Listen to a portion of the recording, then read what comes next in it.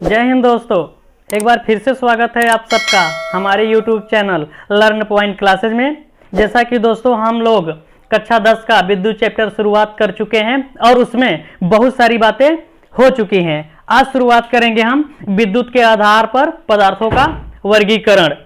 Video को शुरुआत करने से पहले जो लोग हमारे चैनल में नए आए हैं, हमारे चैनल को सब्सक्राइब कर लें। अगर हमारा वीडियो अच्छा लग रहा है तो वीडियो को लाइक करें, हमारे वीडियो को ज़्यादा से ज़्यादा शेयर करें और हाँ, बेल आइकन को दबाना ना भूलें। और साथ ही साथ आप लोग हमें कमेंट करके बता सकते हैं कि हमारा वीडियो कैसा लग रहा है। और आप लोगों को जो टॉपिक ना समझ में आ रहा हो, कमेंट करके हमें बताइए, हम उसको अच्छे से समझाएंगे। चलिए शुरुआत करते हैं अब हम विद्युत के आधार पर पदार्थों का वर्गीकरण। विद्युत के आधार पर पदार्थ का वर्गीकरण, क्योंकि अभी हम आगे जो है धारा बहाएंगे। चूंकि जो धारा होता है वो आवेश पे निर्भर करता है। जब आवेश आपका फ्लो करेगा, जब आवेश आपका बहेगा, तब धारा निकल के आएगी। तो जान लेते हैं कि किसमें आवेश हमारा बह सकता है, क्योंकि आगे हम यही सब लेंगे। तो थोड़ा सा जान लेते हैं इसके बारे में। जो आपका पदार्थ है विद्युत के आधार पे 3 वर्गों में बांटा गया है। कितने वर्गों में? 3 वर्गों में। पहला है आपका चालक, सुचालक है, इसको चालक भी कहते हैं। इंग्लिश में इसको क्या कहते हैं? कंडक्टर कहते हैं। वे पदार्थ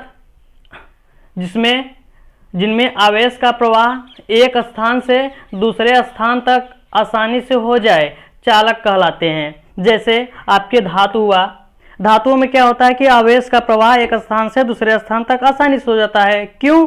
आगे हम समझेंगे।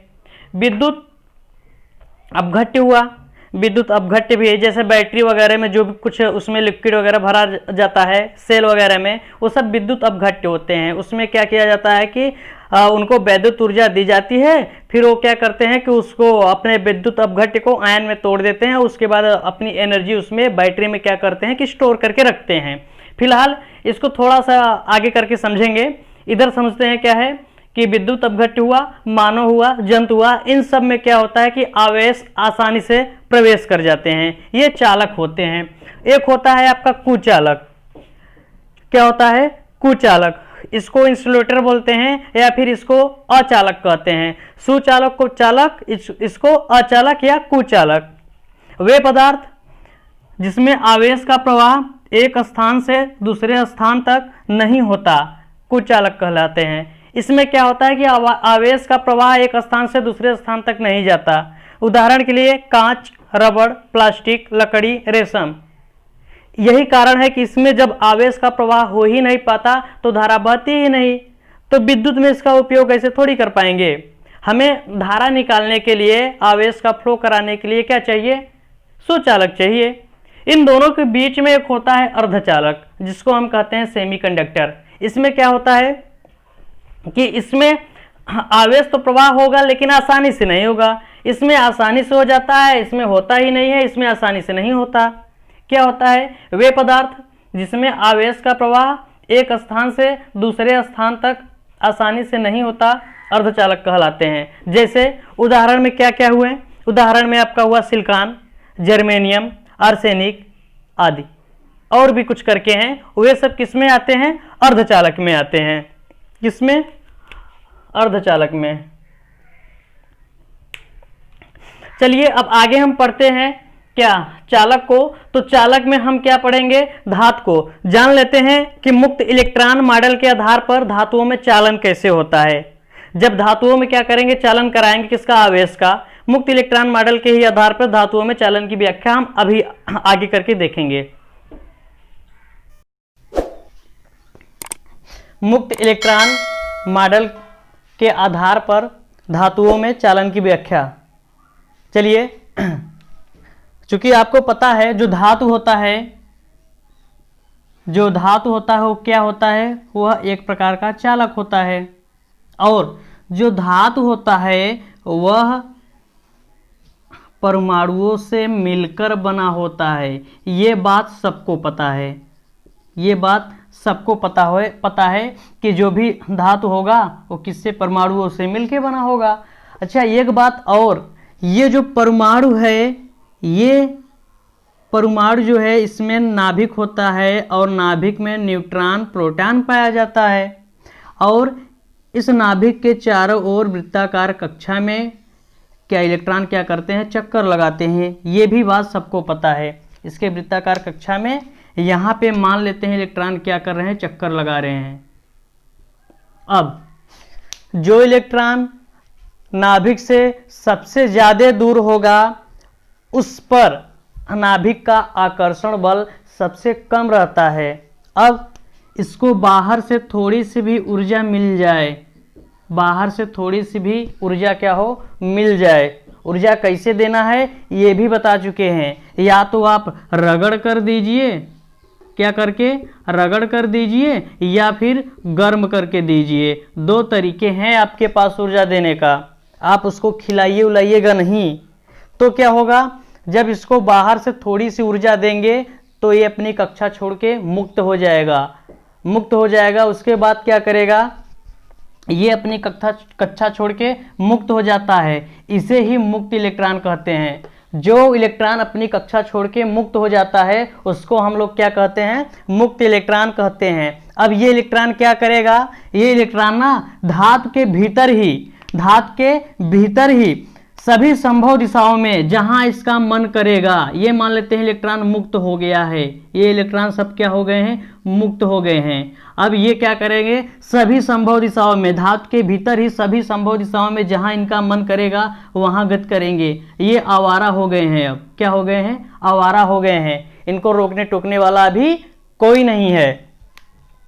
इसे ही क्या कहते हैं हम, मुक्त इलेक्ट्रॉन कहते हैं। अच्छा, जानते हैं आप, अगर 1 सेंटीमीटर मान लेते हैं कोई ये धातु है, इस धातु में ये कोई मान लेते हैं बड़ा सा धातु है, बात समझिएगा, कोई मेटल है, कहा जाता है अगर इसका 1 सेंटीमीटर का आयतन, कहने का मतलब 1 घन सेमी का आयतन टुकड़ा कोई धातु ले लेंगे, कितने का, 1 सेंटीमीटर लंबाई हो, 1 सेंटीमीटर चौड़ाई और 1 सेंटीमीटर क्या उसमें ऊंचाई, 1 सेंटीमीटर लंबाई और चौड़ाई ऊंचाई सब क्या हो, 1 सेंटीमीटर हो, तब उसमें जानते हैं कितना मुक्त इलेक्ट्रॉन पाया जाता है, 10⁻23 मुक्त इलेक्ट्रॉन पाए जाते हैं।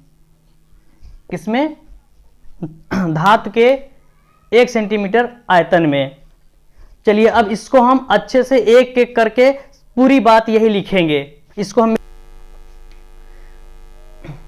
अब एक एक बात करके हम लिख रहे हैं। इधर पहला है कि धातुओं में इलेक्ट्रॉन नाभिक के चारों ओर वृत्ताकार कक्षा में चक्कर लगाते हैं, ये बात हो चुकी है।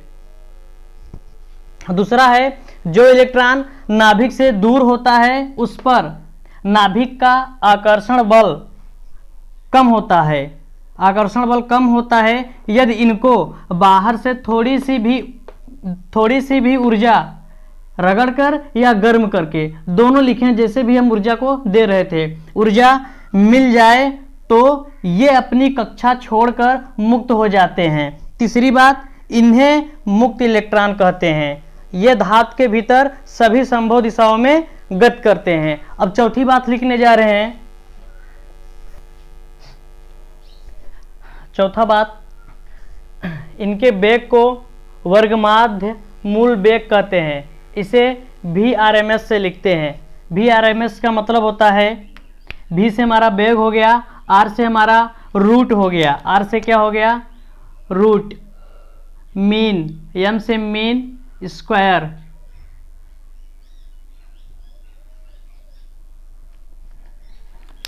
रूट मीन स्क्वायर RMS होता है। पांचवी बात, धातुओं के 1 सेंटीमीटर घन क्यूब आयतन में मुक्त इलेक्ट्रॉन की संख्या लगभग 10⁻23 होती है। यही कारण है कि धातु उष्मा तथा विद्युत की सबसे अच्छी सुचालक होती है। आपको बताया थे ना कि 1 सेंटीमीटर घन क्यूब क्या, 1 सेंटीमीटर घन क्यूब का क्या लेंगे, कोई धातु लेंगे, उसमें जो मुक्त इलेक्ट्रॉन होंगे 10⁻23 लगभग इतने होते हैं। छठवीं बात, सभी ज्ञात धातुओं में चांदी में मुक्त इलेक्ट्रॉन की संख्या सबसे अधिक होती है, सबसे अधिक होती है। अतः चांदी विद्युत तथा ऊष्मा की सबसे अच्छी सुचालक होती है। सभी ज्ञात धातुओं में चांदी में मुक्त इलेक्ट्रॉन की संख्या सबसे ज़्यादा होती है, उसके बाद कॉपर का होता है, उसके बाद आपका सोना होता है, उसके बाद एल्युमिनियम होता है। चूंकि चांदी और सोना बहुत महंगा है, इसलिए इसका उपयोग हम लोग तार वगैरह में नहीं करते हैं। बचा आपका कॉपर, तो कॉपर इतनी पर्याप्त मात्रा में नहीं मिलती हमको हमारे यहाँ देश में। फिर क्या, एल्युमिनियम, इसीलिए जो तार वगैरह बनाए जाते हैं मैक्सिमम किसके होते हैं, एल्युमिनियम के होते हैं, या फिर इसके एलॉय वगैरह सब मिला के बनाए जाते हैं। चलिए छठा के बाद ये 7वां पॉइंट है आपका, सभी संभव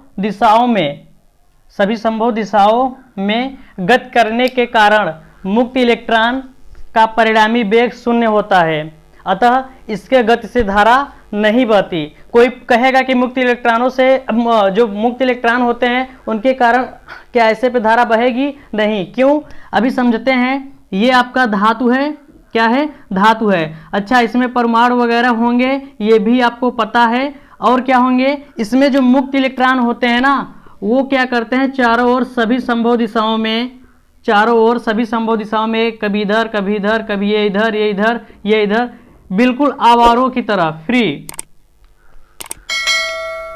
होके शराब वगैरह पी के झूम झाम के अपना धातु के अंदर क्या करते हैं, चारों ओर घूमते रहते हैं। यहाँ पे मुक्त इलेक्ट्रॉन मॉडल के आधार पर धातुओं में चालन की व्याख्या खत्म होती है।